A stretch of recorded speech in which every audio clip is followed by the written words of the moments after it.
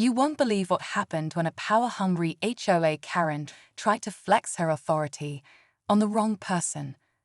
One minute, I'm just trying to enjoy a quiet afternoon.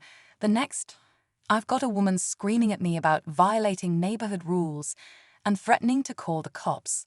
Spoiler alert, she did. But here's the kicker, she had no idea who I was. So here's how it started. I was doing some work around my own house. Nothing wild, just a few things to tidy up the front yard. That's when she came storming over, clipboard in hand, attitude on full blast, and acting like she was the queen of the cul-de-sac. You know the type, entitled, loud, and 100% convinced she runs the neighborhood just because she's part of the HOA board. She starts throwing around made-up rules, telling me I'm not allowed to do yard work on a weekday, that my tools are an eyesore, and my car was illegally parked on my own driveway. At first, I thought maybe she was just having a bad day. But then she threatened to report me to the HOA, and get this, even called the cops. And the best part, she was doing all this in front of a few neighbors who were clearly trying not to laugh. Because what she didn't know was, I'm her supervisor. Yep. I work for the management company that oversees her entire HOA. And not only that, I'm the guy who signs off on board approvals. So now I've got this lady yelling at me, thinking she's caught some major rule breaker, while I'm just standing there knowing the full truth. I wasn't sure whether to laugh or let her keep digging her own hole. The cops showed up, and that's when things really took a turn. Because once they found out who I was, let's just say, Karen's world got flipped upside down. But before I get into what happened next, let's just say she wasn't ready for the truth, and definitely not the consequences. When the cops finally arrived, I could tell they were a bit confused about the whole situation. Karen was still going full throttle, pointing fingers and insisting that I was causing some kind of disturbance. She was laying it on thick, claiming I'd been disrespecting the HOA rules and making the neighborhood look bad. But the moment I calmly introduced myself, everything shifted. The officers exchanged glances, clearly surprised that the troublemaker was actually the one in charge. To back up a little, I should explain how this HOA setup works, because it's important to understand why this was such a crazy mix-up. The HOA board members are usually volunteers from the neighborhood. Some great, some not so much. Karen? Well, she had been on the board for a couple of years, but was always trying to act like she was the boss of everything. She would send emails about tiny rule changes, patrol the neighborhood like a neighborhood watch, and micromanage other people's properties like it was her full-time job. Honestly, she was the textbook definition of an entitled HOA member who took herself way too seriously. On the other hand, I worked behind the scenes as part of the property management company hired by the HOA. That means I handled the actual enforcement of rules, approvals for maintenance, and the paperwork nobody likes to deal with. So while Karen thought she had all the power, I'm actually the one who oversees the entire process and reports directly to the HOA's legal team. This isn't just about a yard or a car. It's about control, authority, and knowing the real chain of command. But Karen didn't know any of that, and that's where things started getting interesting. After the cops left, I could tell she wasn't ready to back down. She kept muttering about reporting me and getting the board involved. The neighbors who witnessed the whole thing were whispering, half amused, half shocked. There was definitely tension hanging in the air. What happened next? Well, let's just say Karen's next move didn't exactly make things better for her. But before I get into that, there's one more thing you need to know about this story, something that explains why Karen's whole attitude might not just be about control, but something a little deeper. What made this whole situation even more tangled was that Karen wasn't just any HOA board member. She was one of the loudest voices on the committee, the kind who loved to stir up drama and push for stricter rules, whether people wanted them or not. A few neighbors had quietly complained about her before, too controlling, too quick to judge, and always quick to threaten fines or penalties. Some even joked that she acted like she was the HOA police. But here's where it gets complicated. Behind that tough, bossy exterior, I started hearing whispers from a few other board members.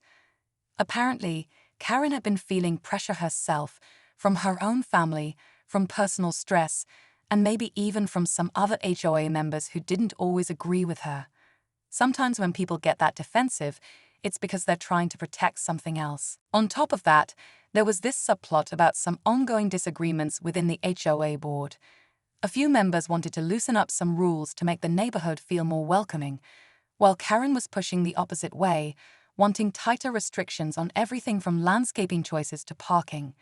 It wasn't just a personal clash anymore. It was a full-on power struggle about what kind of community this place should be. From my side, this put me in a weird spot. I'm not just an enforcer, I'm also a mediator. I've seen how HOA drama can spiral out of control when personalities clash, and I knew this could blow up if I wasn't careful. But Karen's reaction to me wasn't just about misunderstanding my role. It was like she was trying to reclaim control after feeling blindsided. The neighbors were watching too. Some were on Karen's side, agreeing with her that rules need to be strict to keep the neighborhood looking nice. Others were quietly rooting for me, tired of the constant micromanagement and eager for some balance. The tension wasn't just between me and Karen anymore, it was spreading through the whole community. And just when I thought things couldn't get more intense, Karen made a move that caught everyone off guard. But that's a story for the next part, because what happened next changed everything. After that tense encounter with the cops, I thought maybe Karen would back off, realize she'd misjudged the situation, and maybe even apologize. But no, that wasn't her style. Instead, she doubled down. The very next day, she sent a barrage of emails, not just to me, but to the entire HOA board and management team. She painted me as the problematic supervisor who was ignoring the community's best interests and abusing authority. What made things worse was how public it got. Some neighbors forwarded her emails to others, and suddenly the whole neighborhood was buzzing. People started picking sides, and the friendly small-town vibe we used to have was replaced by awkward silences and side glances. I even caught whispers from some of the more influential homeowners questioning whether the HOA was being managed fairly. Meanwhile, Karen wasn't just complaining behind screens. She ramped up her patrols around the neighborhood, taking pictures of anything she thought broke the rules. Some were petty, like a slightly overgrown bush or a car parked a little too far into the driveway. I could see this wasn't just about rules anymore, it was personal. She was trying to prove she was right, and she wasn't going to stop until everyone knew it. On my end, I tried to stay calm and professional, but the tension was creeping into every interaction. I had to deal with other homeowners reaching out for help, worried that their small, innocent changes would be targeted next. The balance between enforcing rules and keeping peace was slipping through my fingers. One afternoon, things reached a boiling point. I was at a community meeting, trying to mediate between Karen and the other board members who wanted to de-escalate the situation.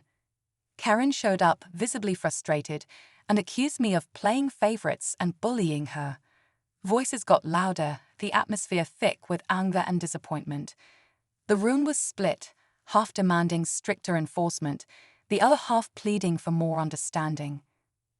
And just when it seemed like the meeting couldn't get any more explosive, Karen dropped something unexpected, a piece of information that stunned everyone and changed the game completely. But I'm not going to reveal it just yet. You'll have to stay tuned to see how this drama unfolds, because trust me, things are about to get even more intense. Just when the room was already on edge, and everyone was trying to catch their breath after Karen's bombshell, things took an even crazier turn. As if her accusations weren't enough, she pulled out a folder full of documents, emails, photos, and even some letters from other homeowners that no one had seen before.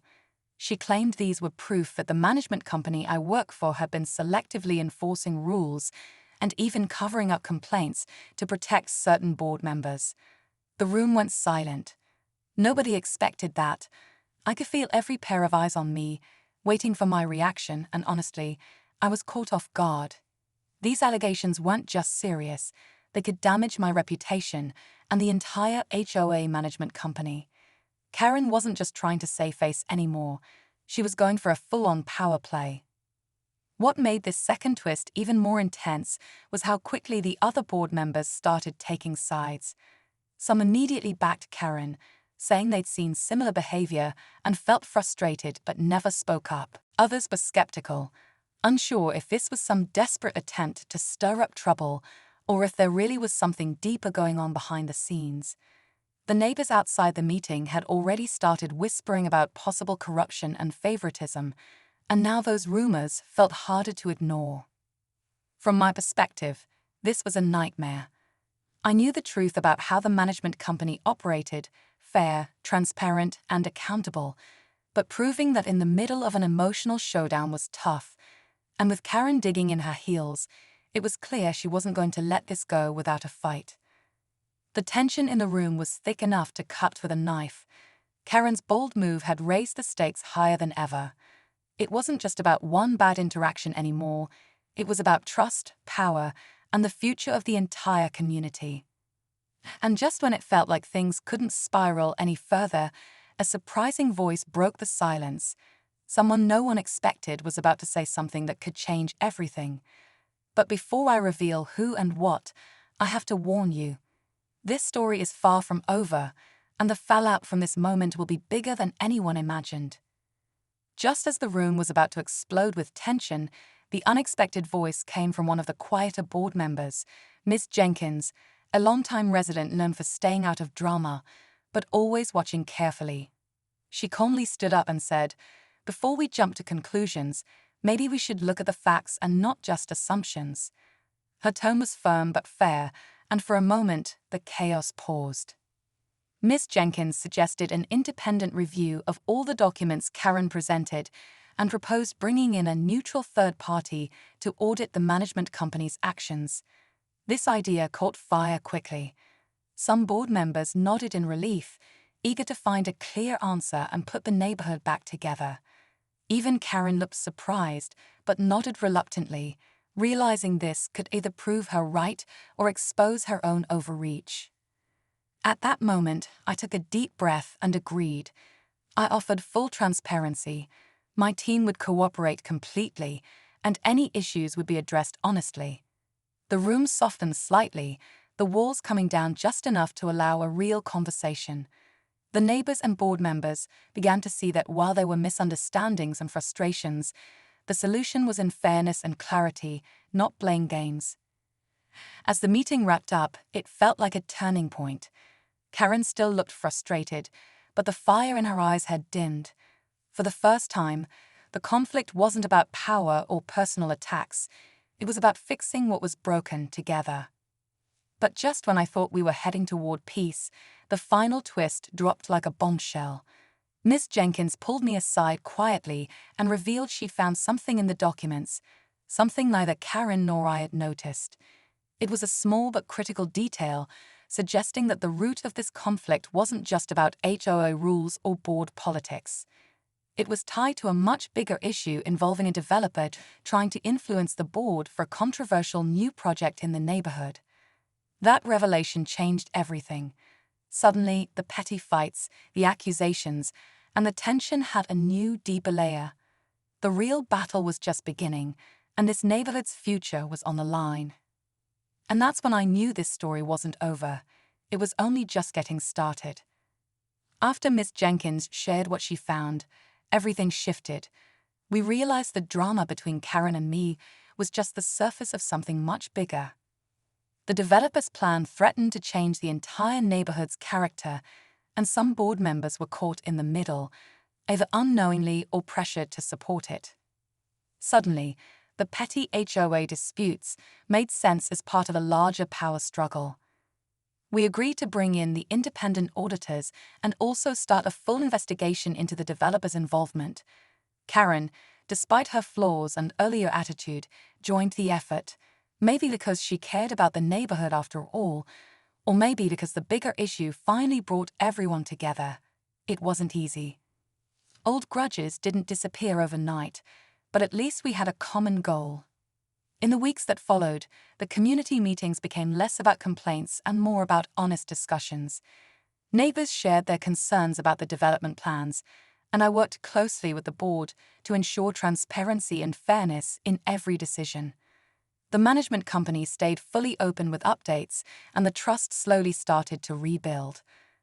Thanks for sticking with me through this wild story. If you've ever had your own HOA drama or a Karen encounter, drop a comment below. I want to hear your stories. Don't forget to like and subscribe for more real-life tales from the front lines of neighborhood life. Until next time, stay calm and keep your cool.